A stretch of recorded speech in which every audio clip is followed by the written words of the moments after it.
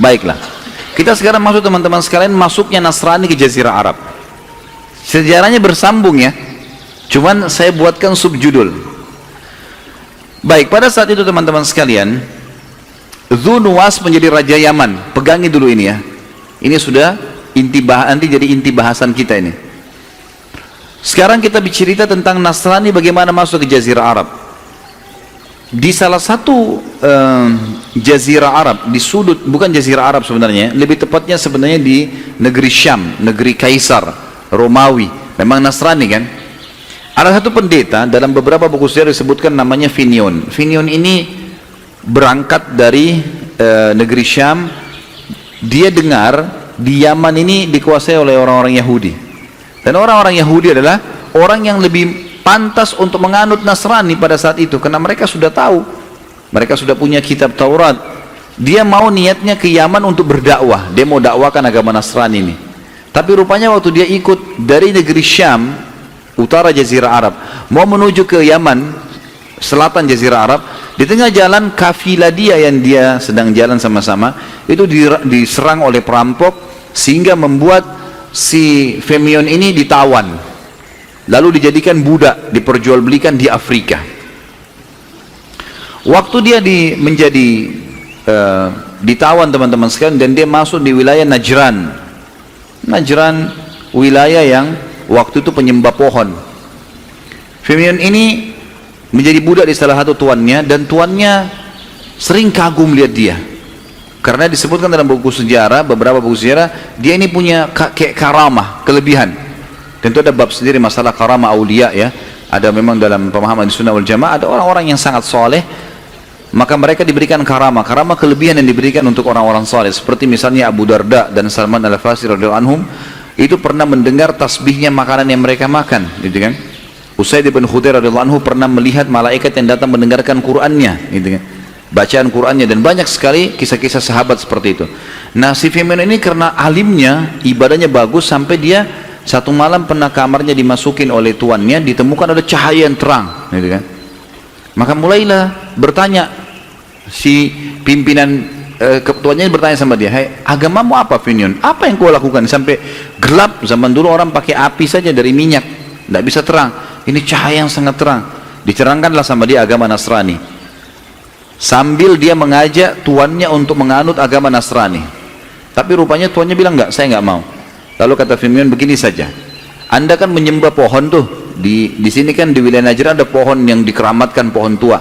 Bagaimana kalau Tuhanku Allah menghancurkan Tuhan Anda? Kalah tuh nanti pohon tuh yang disembah. Pohon ini sudah ratusan tahun, besar sekali. Mereka kultuskanlah." Kata tuannya, "Kalau Tuhanmu mengalahkan Tuhanku, saya akan beriman pada Tuhanmu."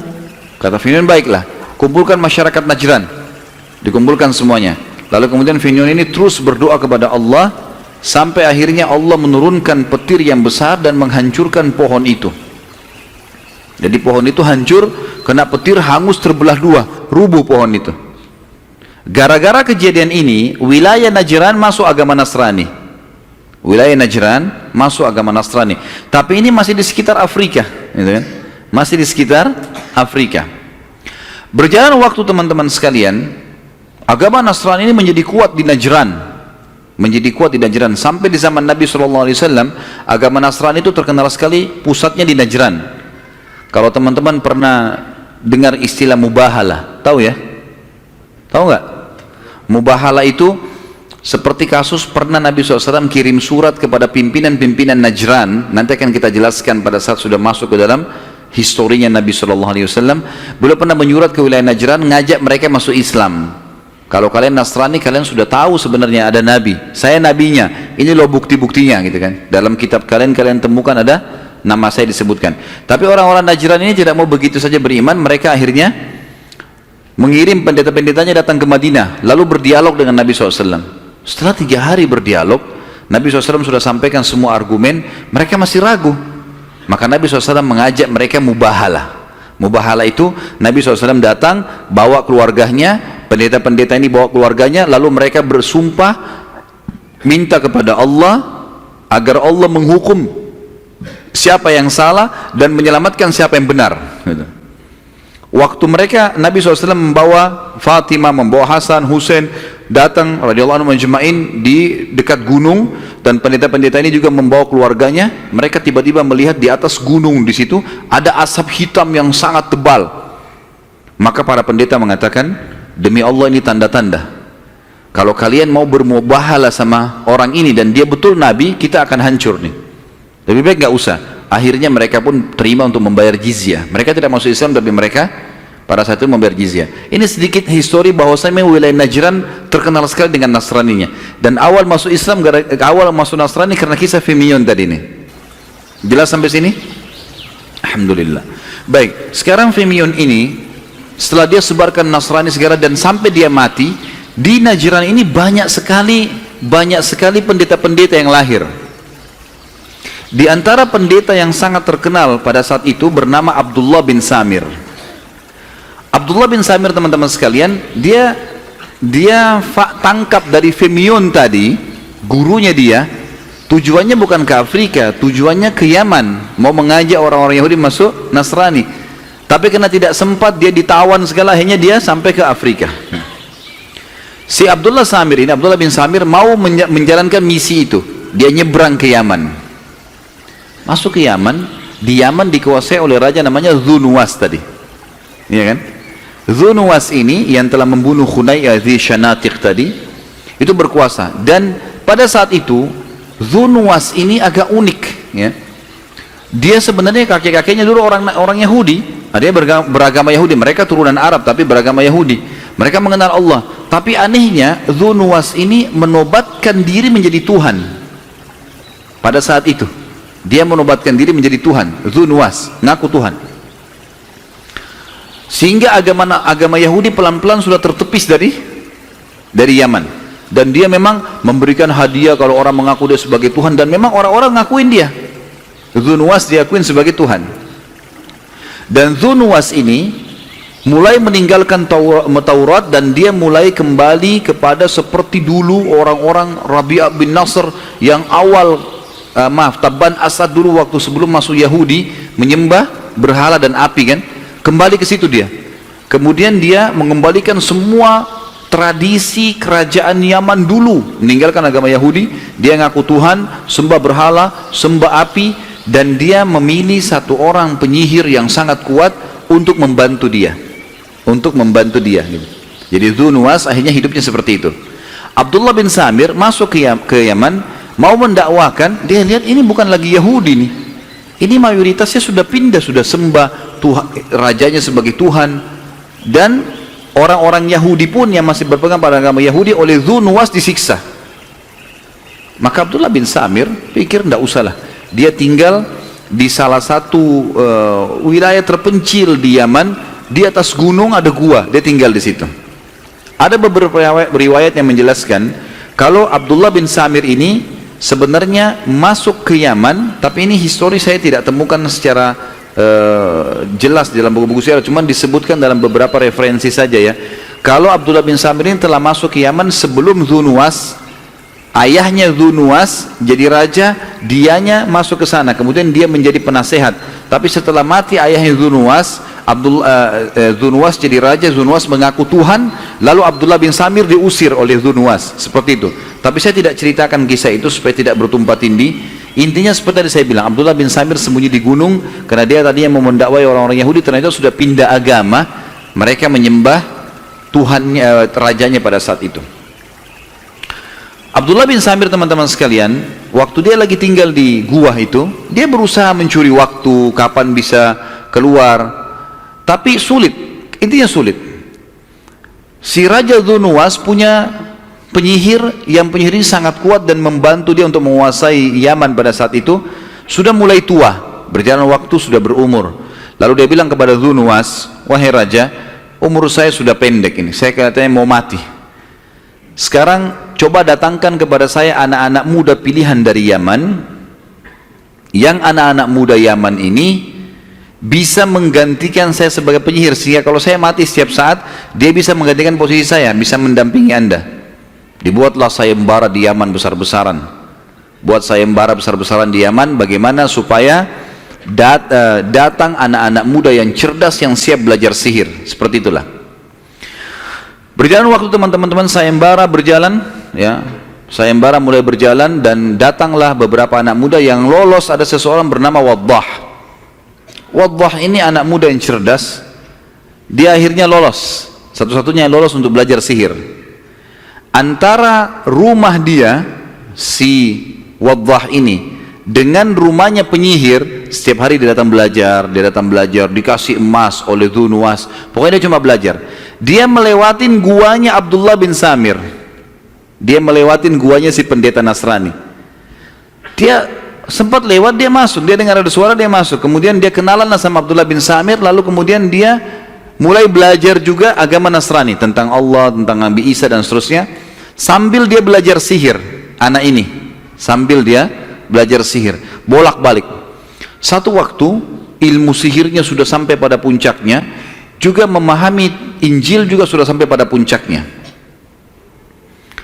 Anak muda ini, si Waddah, kemudian keluar, pulang dari belajar sihir. Dia menuju ke rumahnya. Di tengah jalan dia temukan ternyata ada hewan yang menahan masyarakat. Waktu itu kebetulan jalan-jalan di antara lereng gunung setapak, tempatnya penyihir di atas gunung, turun ke bawah ke kota harus lewat lereng gunung. Di situ ada hewan, tapi nggak disebutkan, cuma dalam hadis Bukhari disebutkan dabbah. Hewan ini menahan jalan. Lalu anak muda ini mulai berpikir, orang-orang mulai berbicara, ini ada anak muridnya si penyihir nih, tolong bantu kami nggak bisa, hewan ini dorong, nggak bisa pindahin, nggak bisa, karena jalan setapak kecil, entah dari mana hewan itu datang. Dan hewan ini juga kayak ketakutan, kalau dia bergerak salah dia akan jatuh ke jurang, hewan itu. Maka pada saat itu Waddah berkata, hari ini saya akan buktikan apakah ajarannya Abdullah bin Samir yang benar atau ajarannya si penyihir. Dia pun mengambil batu kecil, lalu dia mengatakan, ya Allah, buktikanlah kebenaran agamamu kalau ini benar. Lalu dia membaca Bismillahi Allahu Akbar, dilempar batu kecil itu, ya. Dalam sebagian athar disebutkan batu itu sangat kecil, tapi terlihat oleh orang-orang yang ada di sekitar dia. Lalu dia mengatakan Bismillahi Allahu Akbar, dilempar ke hewan itu mati, kemudian jatuh ke dalam jurang. Orang-orang pun akhirnya berkata, hebat sihirnya. Maka Waddah mengatakan ini bukan sihir. Lalu mulailah si Waddah ini membongkar kedoknya si penyihir. Sungguh sihir itu bohong, kalian ditipu selama ini. Saya sudah belajar, semua itu cuma penampakan. Karena si Waddah kalau belajar sama penyihir, emang penyihir selalu bilang, hai Waddah, kalau kau mau jadi pengganti saya dan kau akan kaya raya, semua kebutuhanmu akan terpenuhi. Kalau saya mati kau jadi penasehatnya raja. Syaratnya satu, takutin manusia. Gitu saja. Jadi ilmu sihir semua isinya takut-takutin, gitu kan? Pakai tengkorak lah, tempat yang gelap lah, segala macam lah. Ya. Apa sajalah, merubah wujud dari kecil menjadi besar, tidak bergerak menjadi bergerak, semuanya itu adalah alam sihir. Gitu. Maka Waddah ini sangat tahu ilmu sihir. Kalau ini semua dusta. Mulailah Waddah ini mendakwakan agama Nasrani di wilayah Yaman. Maka mulailah terdakwakan teman-teman sekalian pada saat itu agama Nasrani. Dan mulailah si penyihir ini melapor kepada raja, ini Waddah nggak pernah datang nih, sudah berhari-hari nggak pernah datang belajar sihir. Kemana dia? Raja suruh cari. Begitu dicari, para prajurit kembali mengatakan, wahai raja, ini Dhu Nuwas, hai Raja Dhu Nuwas, ini Waddah ini sekarang mendakwakan kalau anda ini bukan Tuhan, penyihir ini dusta, dan dia membawa ajaran baru, agama baru, beriman kepada Allah. Lalu mulai prajurit ini menyampaikan apa yang disampaikan oleh si Waddah. Maka penyihir kaget, si Dhu Nuwas kaget, tangkap, cari tahu. Begitu ditangkap, dibawalah ke istana. Lalu mulailah bertanya si raja. Pertama si penyihir dulu, dia marah mengatakan, hai Waddah, apa kau berani menantang saya? Kenapa kau begini? Kata Waddah, saya bukan menantang, tapi kamu menipu orang, kamu sendiri yang mengajarkan kepada saya untuk menanamkan rasa takut, mendustai orang dan seterusnya. Itu tidak benar. Allah lah Tuhan kita. Mulailah Waddah mendakwai. Si penyihir ini sempat menunjukkan sihir-sihirnya, dia berubah bentuklah segala macam, tapi Waddah mengatakan apapun yang kau usahakan, kau tidak akan bisa pengaruhi saya sudah tahu semua ini dusta. Akhirnya penyihir itu terputus, sudah nggak bisa lagi buat apa-apa. Maka Dhu Nuwas mengatakan, Berapa prajuritnya? Tangkap nih anak muda Waddah, buang, naik ke atas gunung, buang dari gunung. Dibawalah ke atas gunung. Di atas gunung sambil diikat, Waddah mengatakan, rahimahullah, dia mengatakan, tobatlah kepada Allah. Dzu Nuwas itu bukan Tuhan, itu manusia biasa. Ini harus kalian tobat kepada Allah, dinasihatin, dan tidak mau. Prajurit itu tidak mau. Lalu Waddah mengeluarkan kalimat yang akhirnya menjadi doa. Dan ini riwayat Bukhari menjelaskan masalah ini. Dan ini juga doa yang mulia kalau seseorang dizalimi oleh orang lain, dia bisa mengucapkannya. Maka dia mengatakan, Allahumma kfinihim ma syi'ta. Ya Allah, ambil alihlah orang-orang ini. Seperti itulah. Saya sudah berusaha, ya Allah, maka ambil alihlah mereka. Maka Allah SWT datangkan badai yang besar, menjatuhkan semua prajurit-prajurit Dzu Nuwas dari gunung, tinggal Waddah sendiri. Waddah karena niatnya mau mendakwakan, maka dia kembali ke istana. Tersebar berita di seluruh wilayah Yaman pada saat itu, kalau Waddah mau dibunuh oleh Dzu Nuwas, dan sudah dinaikkan di atas gunung, dirantai, dibelenggu, dan Waddah turun, belenggunya lepas dengan hikmah Allah, kemudian prajurit-prajurit Dzu Nuwas mati. Waktu dia pulang, dia menuju ke istana, orang-orang pada ikutin. Hai Waddah, bagaimana kau bisa selamat? Mana prajurit-prajurit itu? Kata Waddah, Allah selamatkan saya. Sebagaimana saya dakwakan kalian, Allah menciptakan langit dan bumi, tidak mungkinlah bisa dikalahkan. Saya sekarang menuju ke istana, mau menantang lagi Dzu Nuwas. Kembali lagi ke istana. Dzu Nuwas dia tanya, hai Waddah, di mana prajurit-prajurit saya? Kata Waddah, Allah sudah menghancurkan mereka. Gitu kan? Lalu kemudian dia berkata lagi, kalau begitu saya akan bunuh kau dengan cara yang lain. Kata Waddah, percuma. Anda tinggal beriman kepada Allah, jangan mengaku sebagai Tuhan, kembali kepada agama ayah-ayah Anda saja, beriman pada Allah, dan akui ada Nabi setelah Musa namanya Isa alaihi wassalatu wassalam. Anda tetap dalam kondisi raja, saya bukan datang untuk mengambil kerajaan Anda kok. Enggak, saya nggak mau tahu. Tangkap orang ini, tangkap anak muda, ikat dia belenggu baik-baik, ikat di belenggu itu, di rantai itu, batu yang besar, bawa ke tengah lautan, cemplungin ke lautan deh, buang orang ini. Dibawalah ke sana. Orang-orang semua ikutin pada saat dia lagi dibawa, diikat di lautan, orang semua pada lihat. Masyarakat itu pada saat itu sudah mulai berbicara di wilayah Yaman. Kalau Allah selamatkan lagi anak muda ini dari tenggelam di lautan ini, maka saya akan beriman kepada risalah yang dibawa pada Nabi Isa, gitu kan? Maka pada saat itu teman-teman sekalian, pergilah ke tengah lautan. Waddah nasihatin orang-orang prajurit-prajurit ini, bertakwalah kepada Allah, kalian salah, Dzu Nuwas bukan Tuhan, dan seterusnya. Tetap nggak mau. Pada saat itu dia membaca doa lagi, Allahumma kfinihim ma syi'ta. Ya Allah, ambil alihlah orang-orang ini. Maka Allah mendatangkan ombak yang besar, kemudian dengan hikmah Allah jatuh, hancur semua kapal itu, dan tiba-tiba saja rantainya Waddah lepas. Semuanya tenggelam kecuali dia, dan dia berhasil berenang sampai ke pinggir lautan. Disambutlah oleh pada masyarakat. Akhirnya mereka bilang, bagaimana kau bisa selamat hai Waddah? Allah yang selamatkan saya. Sebagaimana saya bilang kepada kalian, dan saya akan menuju ke Dzu Nuwas sekarang untuk membuktikan pada dia kalau dia salah. Kembali lagi ke istana. Ini masyarakat ini sudah mulai banyak yang bergejolak untuk beriman kepada atau masuk agama Nasrani, gitu kan. Sampai di istana, kata Dzu Nuwas, mana prajurit saya? Kata Waddah, sudah Allah binasakan. Saya sudah bilang, percuma saja, nggak ada gunanya. Kamu harus beriman kepada Allah. Lalu kemudian pada saat dia bingung, dia tetap ngotot mau membunuh Waddah, maka Waddah mengatakan ada satu cara kalau gitu. Kalau kamu tetap saja mau membunuh saya, ada satu cara. Kamu ngambil busur panah saya ini, kemudian kamu kumpulkan seluruh masyarakat Yaman, lalu panahlah saya dengan anak panah ini, baca bilang Bismillahi Rabbul Gulam, dengan nama Allah Tuhannya anak muda ini, lalu lepaskan, kau akan bisa membunuhku. Kata Dzu Nuwas, apa benar? Dia bilang iya, karena kamu tidak yakin sama Allah. Saya akan buktikan. Prajuritmu sudah sampai 2 kali mau membunuh saya dengan cara yang sudah jelas orang bisa mati, nggak bisa kan? Sekarang Allah yang bisa membunuh saya, bukan kamu. Mau bukti silakan lakukan. Maka Dzu Nuwas dengan semangat mengiklankan di Yaman, sampai akhirnya satu Yaman semuanya berkumpul pada saat itu. Terkumpul masyarakat Yaman pada saat itu, yang datang nonton saja sekitar 20.000 orang. Dikatakan dalam buku-buku sejarah, nanti kita akan bacakan ayat Al-Quran bercerita masalah itu, tapi di Al-Quran tidak disebutkan jumlahnya. Ya. Kemudian teman-teman sekalian, selain prajurit juga banyak, ribuan orang. Datangkanlah anak muda ini, lalu ditaruh di tempat yang tinggi, diikat, dan sudah tersebar berita diiklankan Raja Dzunnuwas akan membunuh anak muda ini, dan caranya dia akan membaca Bismillahirrahmanirrahim dan akan membunuh, supaya setelah ini tidak boleh lagi ada orang yang mengatakan Dzunnuwas bukan Tuhan. Lalu ditariklah anak panah tersebut. Ada dua riwayat. Riwayat pertama, dilepaskan anak panah itu sambil mengatakan Bismillahirrahmanirrahim, lalu matilah anak muda itu. Ada riwayat yang lain, orang ini menarik anak panahnya, kemudian dia kecilin suaranya, Bismillahirrahmanirrahim, orang-orang nggak dengar gitu. Maka anak panahnya nggak kena. Dia sempat marah, dia mengatakan, kau bohong hai anak Waddah. Allah bilang, tidak, kau yang tidak memenuhi syarat, keraskan suara biar orang dengar. Maka dia mengatakan Bismillahirrahmanirrahim, ditarik lalu dilepaskan, kenalah anak muda ini, akhirnya dia mati gitu kan. Akhirnya dia mati ya. Pada saat dia mati, subhanallah, 20.000 masyarakat Yaman pindah ke agama Nasrani pada saat itu. Historinya begini ya, dia akhirnya mereka pindah ke agama Nasrani. Dzunnuwas zalim, dia bukannya malah beriman juga sama Allah, enggak.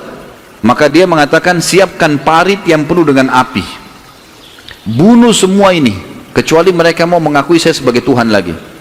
Maka dikumpulkanlah orang-orang yang 20.000 yang sudah pindah ke agama Nasrani ini, lalu dilemparkan satu persatu ke dalam api itu. Dan ini yang mungkin teman-teman sudah pernah dengar kisah tentang anak muda dengan penyihir ya, itu tadi. Nah ini namanya dia Waddah gitu kan. Kemudian setelah itu ada kisah Ashabul Ukhdud, orang-orang yang dibunuh di parit, di parit-parit yang dibuat lubang yang besar, dibawa dibakar api. Semua yang dari 20.000 itu tidak mau beriman, tidak mau kembali kepada keyakinan Dzunnuwas sebagai raja, maka akan dibunuh, dilempar ke api itu. Dan hadis Bukhari Muslim menjelaskan ada 3 bayi yang bicara di buayan kan itu, salah satu Isa alaihissalam, kemudian bayinya Juraij gitu kan, yang tentu ini ada cerita sendiri. Kemudian ada anak bayi yang digendong oleh ibunya di kisah Ashabul Ukhdud. Nah kisahnya Dzunnuwas yang membunuh-bunuh orang yang 20.000 ini. Waktu ibunya mau loncat ke api kan kepikiran bayinya, kemudian bayinya mengatakan ya, loncatlah hai ibu karena kau dalam keadaan benar. Nah ini termasuk bayi yang bisa bicara dalam buayan, itu hadis menjelaskan masalah itu.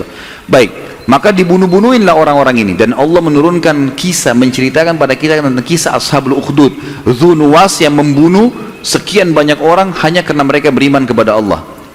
Surah Al-Buruj, surah nomor 85 ayat 1 sampai ayat 8. Surah Al-Buruj, surah nomor 85 ayat 1 sampai ayat 8 menceritakan masalah itu. A'udzubillahi minasyaitonirrajim. Was-sama'i dzatil buruj wal yaumil maw'ud wa syahidin wa mashhud qutila ashabul ukhdud an-nari dzatil waqud idhum 'alaiha qu'ud wa hum 'ala ma yaf'aluna bil mu'minina syuhud wa ma naqamu minhum illa an yu'minu billahil azizil hamid. Demi langit yang mempunyai gugusan bintang, maksudnya demi Allah menciptakan langit itu yang punya gugusan bintang, dan hari yang telah dijanjikan hari kiamat, dan yang menyaksikan dan juga yang disaksikan. Tentang apa? Binasahnya orang-orang di Ukhdud, di parit, dan terlaknatnya orang-orang yang membuat parit, maksudnya Dzunnuwas sama pasukannya, yang berapi-api dinyalakan dengan kayu bakar ketika mereka duduk di sekitar api tersebut, sedang mereka menyaksikan apa yang mereka perbuat terhadap orang-orang yang telah beriman. Dan mereka tidak menyiksa orang-orang beriman itu melainkan karena orang-orang beriman itu beriman kepada Allah yang maha perkasa lagi maha terpuji. Sampai sini teman-teman sekalian kisah masuknya Nasrani ke Jazirah Arab. Ini Yahudi dan Nasrani.